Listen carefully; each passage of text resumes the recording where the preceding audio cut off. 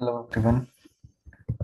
So today we will be discussing Warren Buffett's 1982 letter and the key points that Warren Buffett summarized in his 1982 letter. So the first point that he said ROE is one of the most important criteria while evaluating the businesses, but unfortunately it's not fit for the companies like Berkshire Hathaway itself, right? What does it mean? It means like return on equity.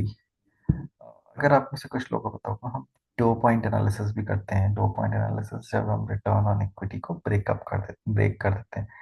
How we break, we can break it like पहले दो parts R O A which is like return on asset multiplied by leverage, and then further हम उसको asset turnover multiplied by margins into multiplied by leverage कर सकते हैं। पांच parts में भी ब्रेक कर सकते हैं रिटर्न ऑन इक्विटी को, आरओई को पांच पार्ट्स में ब्रेक कर सकते हैं, बट हमारी अंडरस्टैंडिंग के लिए three parts are enough. So return on equity का जो हम उसको फर्दर ब्रेकअप कर सकते हैं like asset turnover into leverage multiplied by margins, net margins of the company करके हम ब्रेकअप कर सकते हैं। वो सबसे इम्पोर्टेंट है कंपनीज को इवेलुएट करने में, बट कुछ कंपनीज में वो क्राइटेरिया फिट नहीं होता। वो कंपनीज कौन सी हैं भाई sir? Unfortunately Berkshire is one of those company, and why he says so, actually क्या होता है कि Berkshire is more of an holding company, right? क्योंकि वर्कशायर बहुत सारे अलग छोटे डिफरेंट डिफरेंट टाइप्स के बिजनेसेस को होल्ड करती है, जिसकी वजह से वर्कशायर की एसेट्स बढ़ जाते हैं। जब वर्कशायर के एसेट्स बढ़ते हैं और लायबिलिटी प्रोपोर्शनेटली नहीं बढ़ती है, राइट, तो क्या होगा, वर्कशायर की इक्विटी बढ़ जाएगी।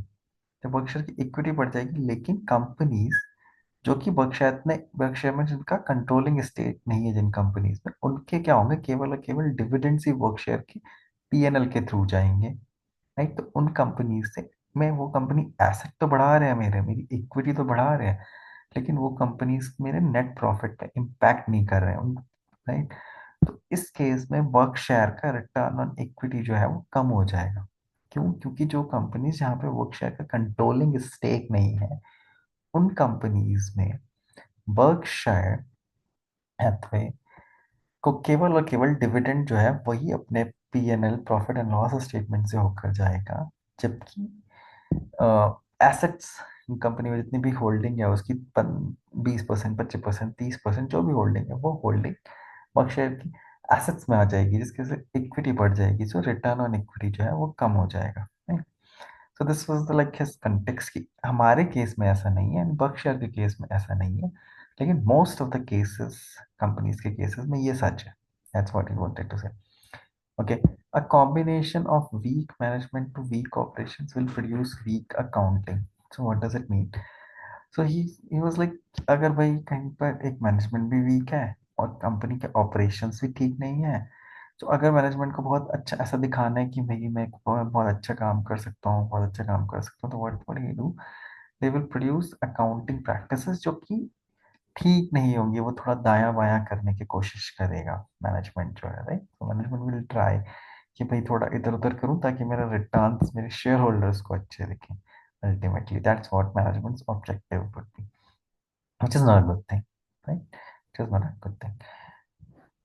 Producers in commoditized industries with sustainable cost advantage। तो क्या होता है कमोडिटाइज बिजनेसेस? क्या है कमोडिटाइज बिजनेस? जहां पर आपको फर्क नहीं पड़ता, ब्रांड से नहीं बिकते हैं वो बिजनेसेस। जैसे कि आपको अगर स्टील खरीदना है, राइट, वो अब ये थोड़ी ना देखोगे कि स्टील टाटा स्टील है या जिंदल स्टील है या लक्ष्मी मित्तल जी का स्टील है, राइट?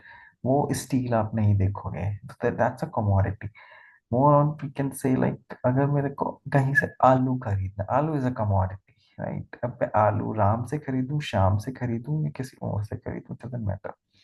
लेकिन लेकिन वो कहता है कि ऐसे बिजनेसेस जो कि कमोडिटाइज्ड हैं, उन बिजनेसेस में वो लोग जिनके पास कॉस्ट एडवांटेज है, तो क्या होगा, कमोडिटी तो उतने ही प्राइस पे बिकनी है। अब आलू का जो फाइनल भाव है, मंडी में आप जाओगे, अगर 100 रुपए का चल रहा है तो हो सकता है कोई 101 दे दे, लेकिन ऐसा नहीं होगा कि कोई 102 10 देगा, क्योंकि आलू ब्रांड से नहीं बिकते, राइट। तो आलू तो 100 का ही बिकना है, क्योंकि मंडी का उस दिन भाव वही चल रहा है।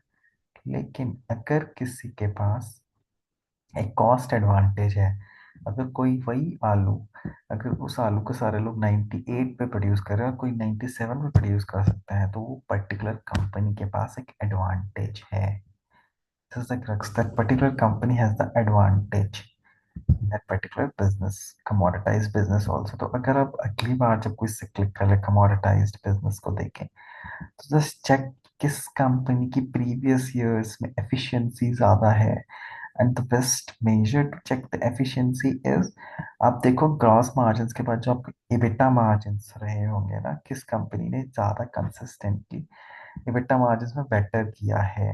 ग्रॉस मार्जिन्स ऑलमोस्ट सबके आई बिलीव सेम रहेंगे over the years, but EBITDA margins में फर्क होगा, because EBITDA margin is a measure of efficiency. Gross margin says, gross margin से इसकी किसके पास कितना प्राइसिंग पावर है, किस किस बिजनेस में आप हो, द बिजनेस का नेचर कैसा है, all about that, right. But EBITDA margin is more about the efficiency when you come, because आप ओपेक्स के थ्रू होके जाते हो, वहाँ पे आपके ऑपरेटिंग एक्सपेंसेस जो है वो आपके ग्रॉस प्रॉफिट से माइनस करते हैं EBITDA तक पहुंचने के लिए।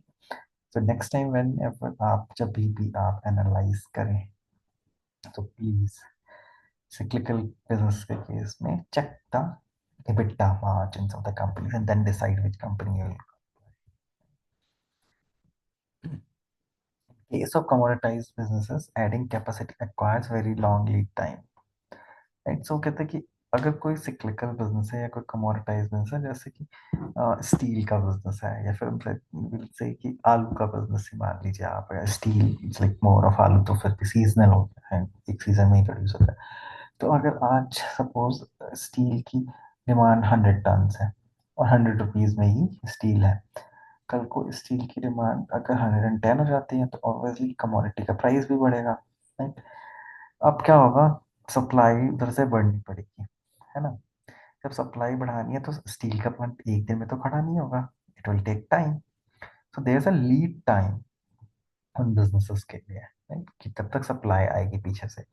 लेकिन वो कहता है कि इंश्योरेंस एक ऐसा कमोडिटाइज्ड बिजनेस है जिसमें आपको कोई लीड टाइम नहीं चाहिए, आपको बस कैपिटल चाहिए और एक विलिंगनेस चाहिए, है ना।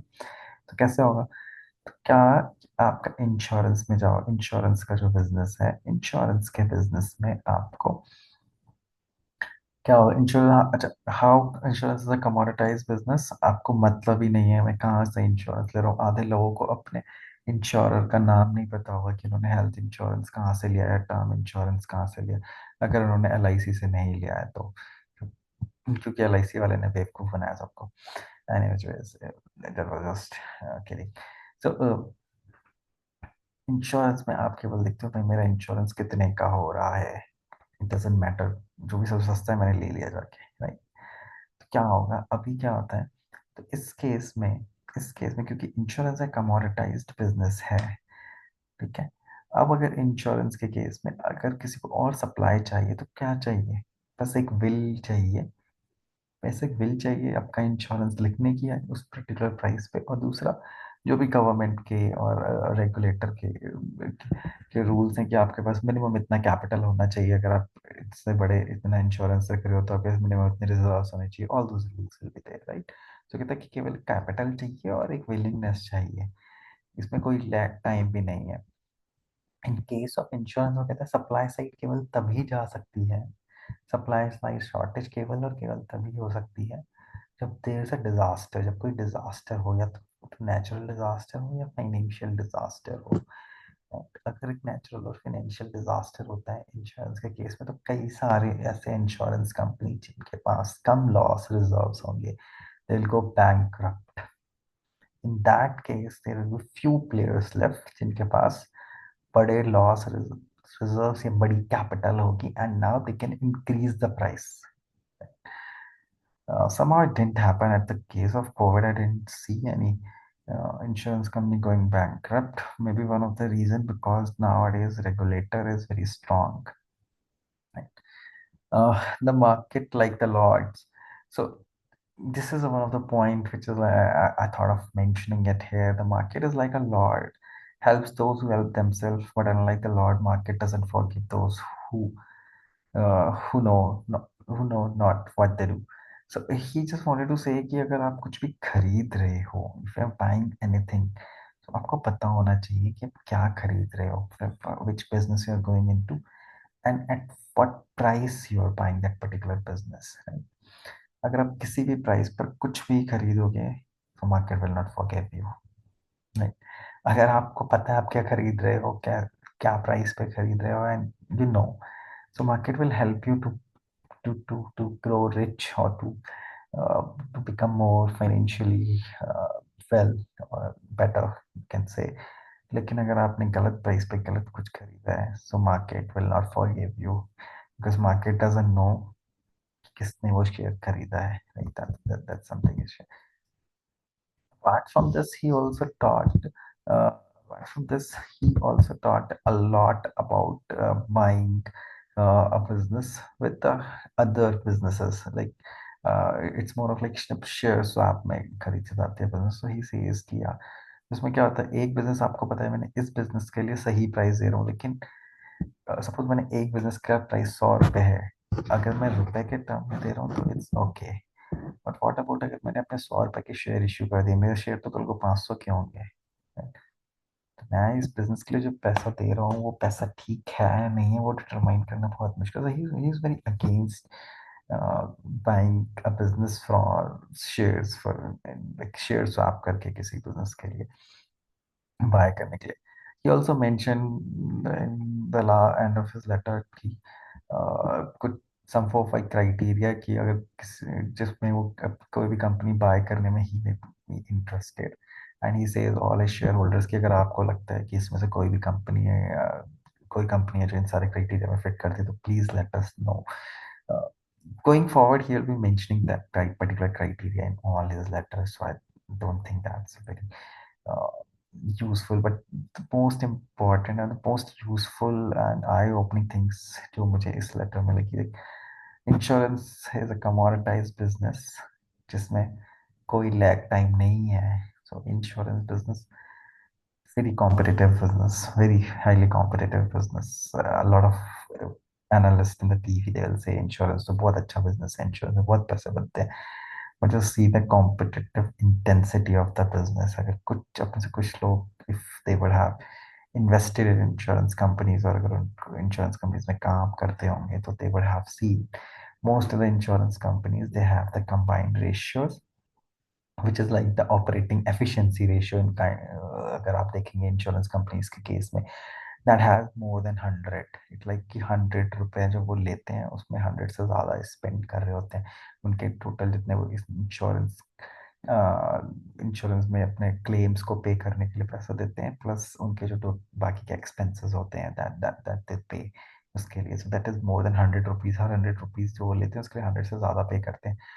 देयर में भी क्वेश्चन की अगर 100 से ज़्यादा पे कर रहे हैं तो why most of them are doing business, क्योंकि वो इन्वेस्टमेंट पे पैसा कमाते हैं, जो भी आप उनको प्रीमियम देते हो, आप प्रीमियम आज देते हो लेकिन क्लेम बाद में करते हो, तो वो इन्वेस्टमेंट में पैसा कमाते हैं जो भी पैसा कमा रहे होते हैं। बट स्टिल अगर combined ratio is more than 100 है, then uh, it's not a very sustainable business, and it is said कि इंश्योरेंस में जब तक कंबाइंड रेशियो मोर देन 100 रहेगा, तो धीरे धीरे करके इंश्योरेंस कंपनीज या तो मर्जर हो जाएगा, या फिर कुछ insurance companies they will just leave the industry, and as soon as the combined ratio goes like 99, 95, 92, maybe 90s में जाएगा, again more insurance companies will come because it's a business जहाँ पे केवल आपको कैपिटल चाहिए to enter the business. You don't have to set up a plant, a factory, and anything else, right? So this is how insurance is a very commoditized and a very cyclical business. Thank you. Thanks a lot for listening. Please like, share, subscribe, and comment. अगर देख भी रहे हैं तो thank you. Thanks a lot. Thanks a lot for watching the video.